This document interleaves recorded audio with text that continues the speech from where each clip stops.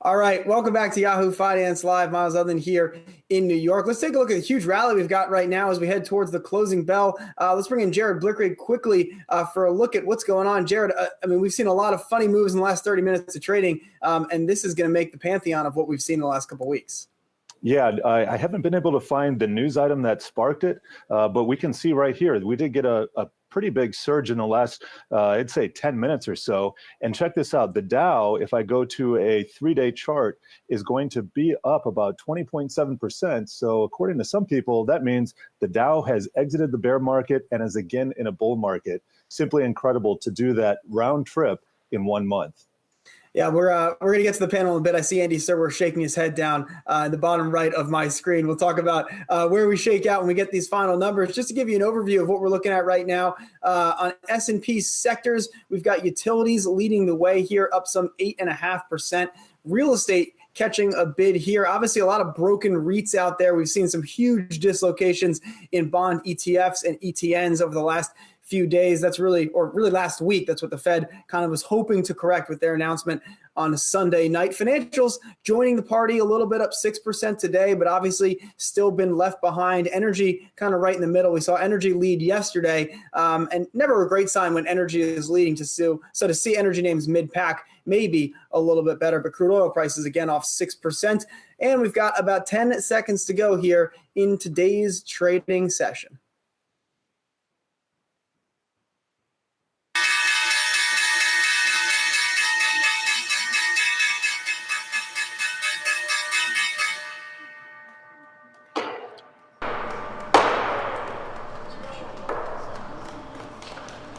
York Stock Exchange, a floor, of course, that remains sans any traders at this time. Again, a huge rally on Wall Street today, and we saw just a huge spike. And I apologize for using the same superlative over and over, but it is kind of the only way to make sense of what we're seeing in this market after just a waterfall of selling over the last couple of weeks. The first 3 days of this week have seen two of the three most potent sessions you are going to see kind of anywhere now. We know that tends to happen during bear markets. We tend to see these kinds of huge rallies. Remains to be seen where these rallies end up fitting into the broader market picture. I want to bring in my co-host, Jen Rogers, now for a little bit more.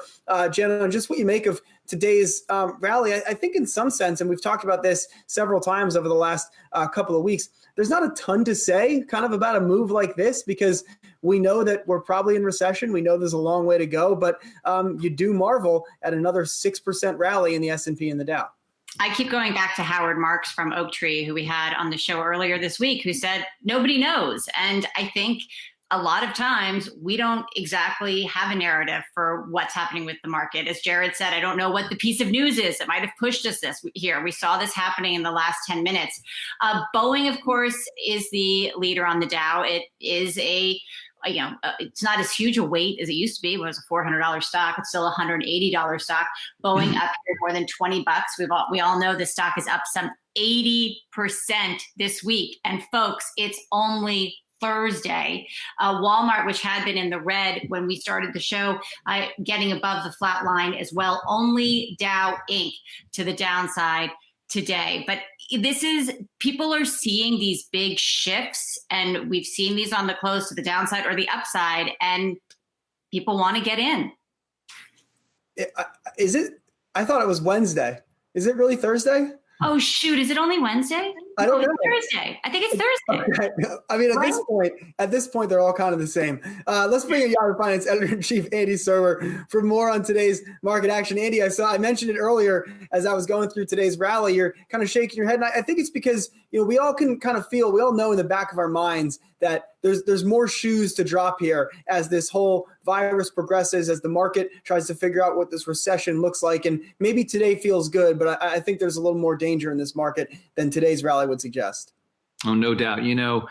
The stock market is an amazing forecasting mechanism, and I thought it did a terrific job, the past couple weeks indicating that this coronavirus was going to be a real problem, that the economy was going to be suffering some incredible damage. We saw that with the jobs report today, just an incredibly sickening number, over 3.2 million jobs jobless claims filed. But, in times like this, the disruption, just sort of echoing what you and Jen were saying, it doesn't make any sense. So it is best to really ignore this kind of stuff. I mean, this is the best 3-day rally since 1931, which, of course, was in the middle of the Great Depression. So, I was talking to a private equity guy last night on the phone who was just working all night long, one of the biggest pension funds on the planet. And they're restructuring. They're trying to save companies. So this is a total disconnect from what's going on in the stock market right now. Jared Blickery will explain to us what was really going on with this late surge.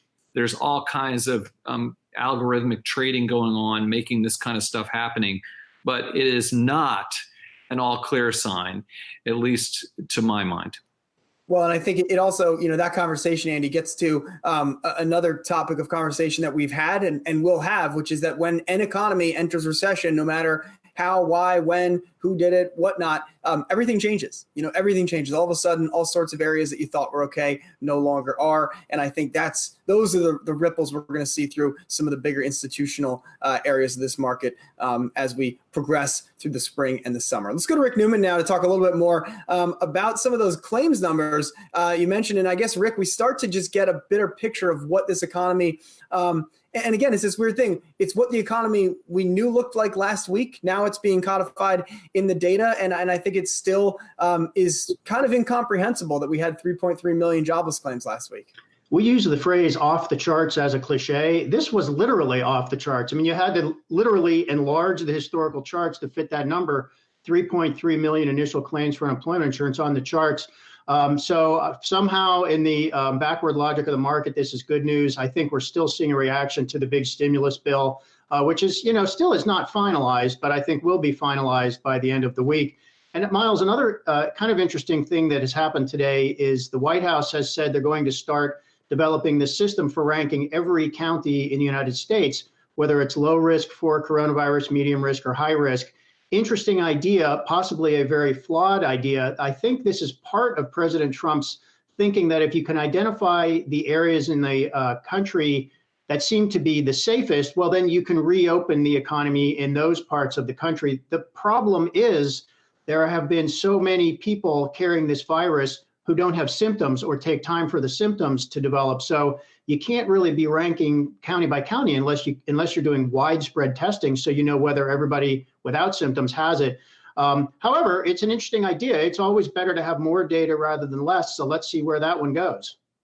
Yeah, I think there's a need for a lot more data out of the White House and other arms of the government. And speaking of an arm of the government, we've talked a lot about Jay Powell this morning speaking on the Today Show. And if you go back in time, Rick, we all remember when Jim Cramer went on the Today Show. I think that was October 2008, and kind of made a big splash there and said, if you don't need money in the next 3 years, or you don't need to stop, whatever he said, he basically said, sell everything. And I think it was really a watershed moment for the crisis. Powell goes out today and says, we will not run out of ammunition. And we know what that means here following it in the business media. But I do wonder what the general public thinks. They're like, who is this guy and why is he talking about unlimited money? I thought that's not how the economy really works. And that reminds me, something that has not happened lately. You have not heard President Trump criticizing the Federal Reserve and Jay Powell lately because they've cut interest rates essentially all the way to zero, the way Trump has been hammering on them to do. And then they did a bunch of other stuff that Trump probably can't even comprehend, all the liquidity actions and the facilities meant to help businesses. So, the conventional thinking not long ago was the Fed's main monetary policy tool is interest rates. And what do they have after that? I mean, we talked for a long time. Oh, they're cutting rates again. So now they're not going to have any headroom left to cut further if we get into a recession. Well, that's true. They don't have any headroom left.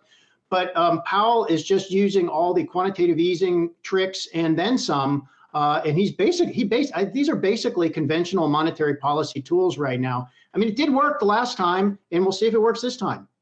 Hey investors, Zach Guzman here. Are you interested in learning more about the markets and getting the latest financial news? Well, then click right here to subscribe to our Yahoo Finance YouTube channel. Get the latest up-to-the-minute market analysis, big interviews in the world of finance, and information on how to manage your money every day wherever you are.